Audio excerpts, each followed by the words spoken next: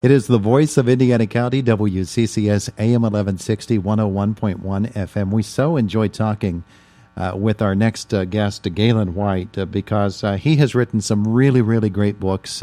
We remember him last year from Singles and Smiles, the Artie Wilson book. And we want to thank you, Gaylon. Gaylon's on the line with us this morning. I want to thank you for helping us to form a relationship with Ransom Jackson. He was on a couple of times even after we did his book. You co-wrote Ransom Jackson's book, and he became such a friend of the show that even after he passed away, his agent contacted us to tell us. And, well, we appreciate that. I know that when Ransom Jackson passed away a little bit earlier this year, it had to make you sad, too. It did. I gave the eulogy at his memorial service, and first off, that was an honor to do that. But I was just touched by the people in attendance. Former University of Georgia head football coach Vince Dooley was there.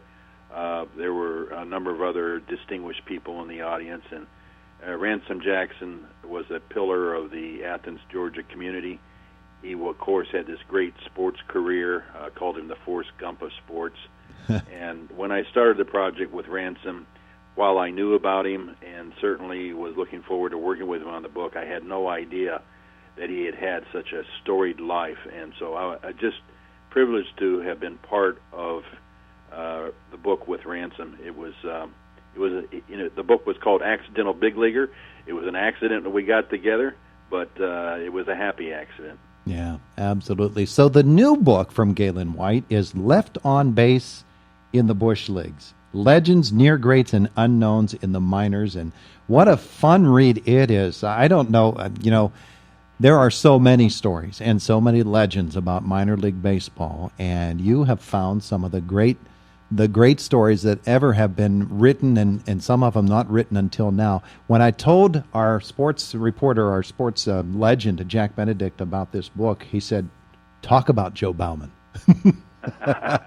and boy, do you write about Joe Bauman. That's a fantastic section of the book.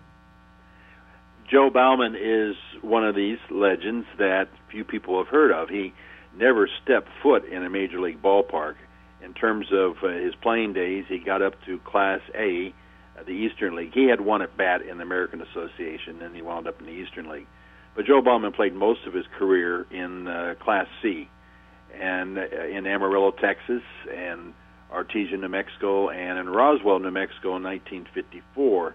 He had 72 home runs, the most in pro baseball up until Barry Bonds hitting 73 in 2001. But I like to point out that Joe's were steroid-free. Yeah. The story is great. I mean, Joe, and he, and help me with the name of the other home run hitter, Cruz. Yeah, Bob Roundtrip Cruz. So they were teammates at Amarillo in 1946 and 1947. This is right after World War II, and there were just these hundreds of talented ball players who descended on professional baseball, and of course semi-pro baseball was big at that time as well. And so they were teammates in Amarillo, and Joe led all of pro baseball in home runs in 1946. In 47, Cruz outdid Joe, and then in 48, Joe went to Hartford, Connecticut. He did not like it there, and after the season, the Boston Braves, who owned his contract, wanted to cut his salary. He complained that he could make more money selling shoestrings on the street in Oklahoma City, and he quit pro baseball. That that put him in Elk City, Oklahoma, where he played semi-pro ball for 3 years. Now, Bob Cruz, meanwhile, with Joe gone, tied the all-time home run record of 69. That was in 1948.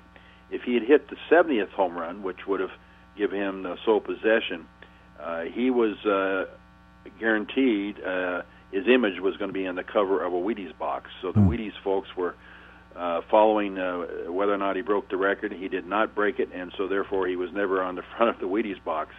He was also going to go to Elk City in 1949, and then he got a better offer to be player manager in Roswell. So these two home run greats, their paths crossed several times during their career. And at one point in Roswell, Joe, who had a Texaco service station both in Elk City and in Roswell, he He had operated this station while he played ball. I like to say he pumped gas during the day and pumped home runs over the fence at night. But Joe and Cruz once had service stations on the same street in Roswell, New Mexico. And as one Roswell person put it, that's a lot of taters. Yeah. Oh, man. And I love that aspect of the story. It really drills down on what it was like to be in the minor leagues at that time and in that day and age. And even in the major leagues, they were having to have off-season jobs. These guys were actual businessmen. Hey, I want to throw some names at you. And again, our guest, Gaylon White, has written a great book called Left on Base in the Bush Leagues, Legends, Near Greats, and Unknowns in the Minors. And I throw these names at you because these are guys that we have a specific interest in as fans of our Pittsburgh Pirates. And right there at the top of the list, Ron Netchai. Ron Netchai, the only pitcher in history to strike out 27 in a 9-inning game. He did that at Bristol, Virginia, in the Class D Appalachian League in 1952. That, of course, got everyone's attention. No one had done that prior to 52, and no one has done it since. It was a no-hitter. It was not a perfect game, however. There was an error, and then there was a pass ball, and so actually there were 28 outs in the game. Netchai jumped all the way from Class D to the Pirates. By the end of the 52 season, he was pitching for the Pirates. Branch Rickey, long after Netchai hurt his arm and was no longer able to pitch, he considered Ron Netchai the greatest pitching prospect he ever saw. In fact, at that time, he was being compared with Dizzy Dean. And after Netchai struck out 27 in that one game, Dizzy Dean, who was doing the Game of the Week program, he started talking about Netchai. Of course, he couldn't pronounce his name. He called him Necktie. But Ron Necktie at Bristol struck out 109 batters in 42 and two-third innings. That got him promoted to Burlington, North Carolina. Again, he's up with the Pirates. He had a 1-6 record with the Pirates, a very bad team in 52. He had a 7.04 ERA. He had 31 strikeouts in 55 innings. But despite those numbers, he had some good moments there. And Joe Garagiola, in fact, called him the greatest pitching prospect that he had seen. And if he had not hurt his arm, then Joe thinks he would have been one of the great ones. But what happened was at the end of the 52 season, this was during the Korean War period, Ron was drafted.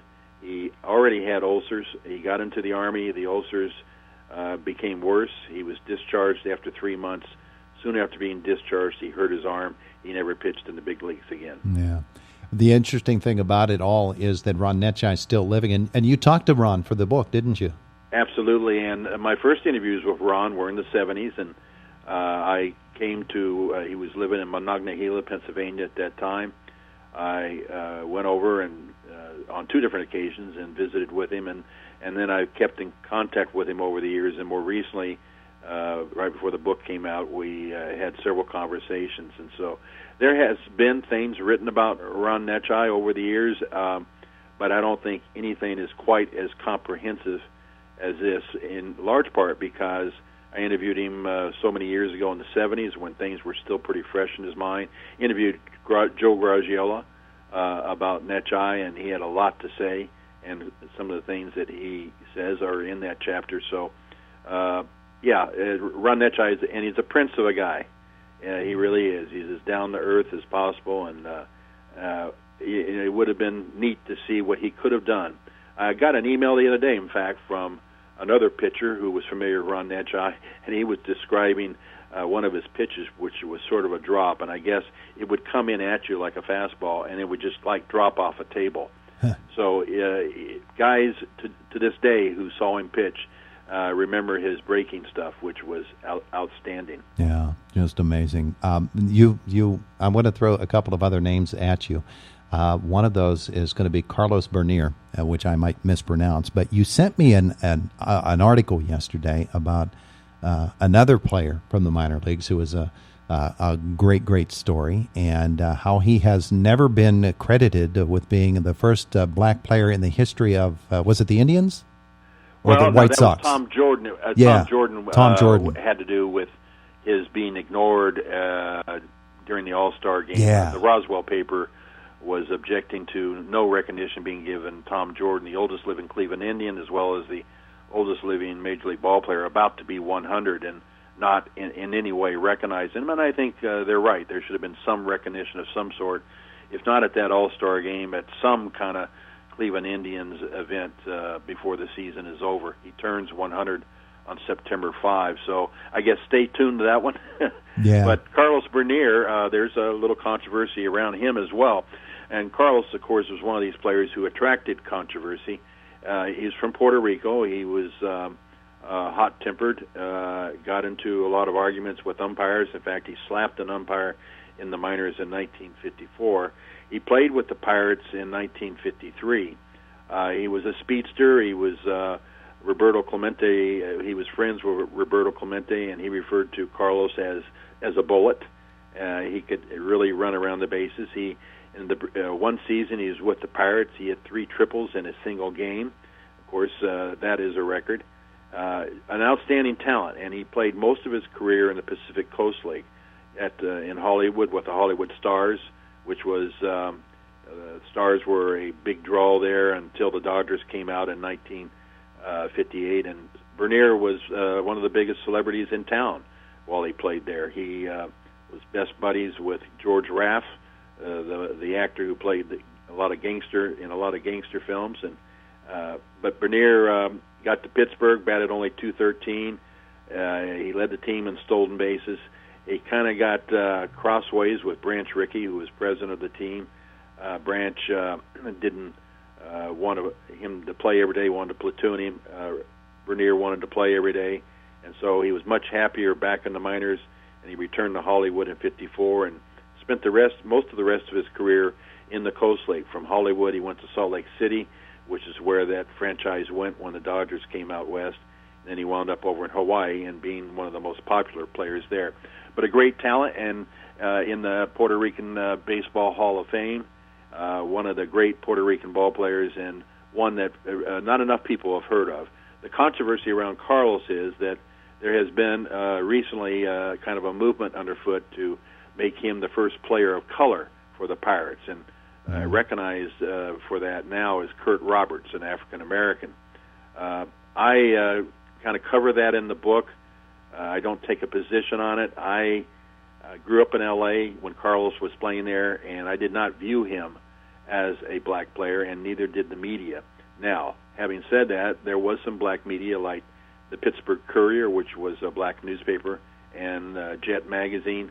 They did consider Carlos a person of color. So that debate continues, which is only appropriate for Carlos Bernier because he was always in the center of some controversy throughout his career. He really was.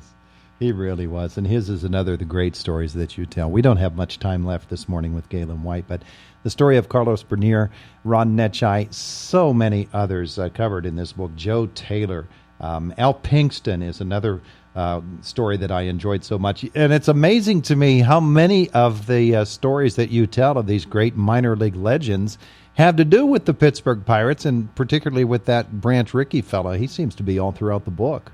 He is. Bob Dillinger is in the book, and Bob had a .306 batting average in 6 seasons in the majors, played for the Pirates. That's a great mystery there.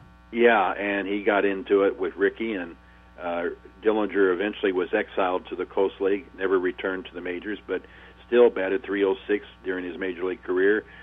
Joe Taylor lived in Pittsburgh. He never played for the Pirates. He played for the Philadelphia Athletics. But no, Pittsburgh, it's interesting because they are. It is a part of so many of these players' history, and they wind up in the book. And I didn't necessarily plan it that way, but it turned out that Joe Taylor and Ron Netchai, at the time I interviewed them, I was living over in Ohio in the Cleveland area, so it was easy access to those guys. But Joe Taylor could have been, in the opinion of the guys who played with and against him, could have been in Cooperstown. He had what one player described as Harmon Killebrew plus power. One teammate said when he first saw him join the team, hit 3 home runs in his debut in Portland, Oregon, in the PCL, that he thought he was looking at the black Babe Ruth. So Joe Taylor was a great one. Lived there in Pittsburgh. In fact, when he passed away, he was living in Pittsburgh and So we tell the Joe Taylor story. It's a sad one in many respects because Joe had a drinking problem, and that's really what kept him probably out of the Hall of Fame. It is called Left on Base in the Bush Leagues. It's not only about the players, they are the major part of the story, but it's about life in the bushes in minor league baseball history. It's just an amazing read. Gaylon White's been with us this morning. Is there a website folks can go to? Yes, www.GaylonWhiteBaseball.com. It has information on all my books. And to order the Left on Base book and get a 30% discount, click on the orders link, and that'll take you to a page with information on how you can order the book from the publisher, Roman and Littlefield. That's ROWMAN and Littlefield, and get that 30% discount, which brings the retail price from $36 down to $25. Not too bad. It's worth it without the discount, so imagine getting the discount. Gaylon, thanks so much for being with us this morning. Thank you very much, Todd. I always appreciate it.